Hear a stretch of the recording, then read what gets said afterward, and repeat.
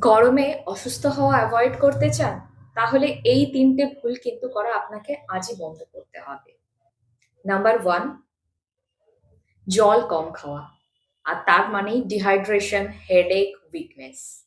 Number 2, sugary drink খাওয়া frequently. আর এর মানেই হচ্ছে সুগার লেভেল স্পাইক করা আর নিউট্রিশন একেবারেই লো। নাম্বার 3, খালি পেটে বা কিছু না খেয়েই রোদ্দুরের মধ্যে বেরিয়ে পড়া। তার মানে ডিজিনেস ফিল করা বা টায়ার্ড লাগছে, অনেক সময় নসিয়াটিক ফিল হয় বা বমি বমি ভাব পায় বা মাথা ঘোরা বা অন্ধকার হয়ে আসা চারিদিক দিয়ে, এই জিনিসগুলো কিন্তু মানুষ ফিল করেন। আর এই সমস্যাগুলোর কুইক ফিক্স তাহলে কি হলো? আমরা অবশ্যই আমাদের সাথে ওয়াটার বটল ক্যারি করব।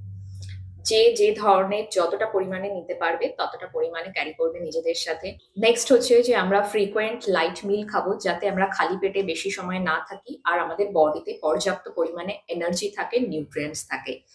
আর নেক্সট হচ্ছে, আর মোস্ট ইম্পর্টেন্ট জিনিস হচ্ছে যে আমরা সব সময় লং টাইমের জন্য আমরা রোদ্দুরের মধ্যে যাতে না থাকি।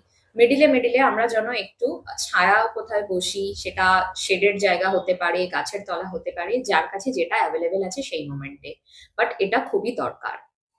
কারণ আমরা প্রত্যেকেই জানি prevention is better than cure or treatment. আর এই ভিডিওটা যাদের জন্য হেল্পফুল হবে, তো সেই সব মানুষদেরকে তোমরা অবশ্যই পাঠিয়ে দাও।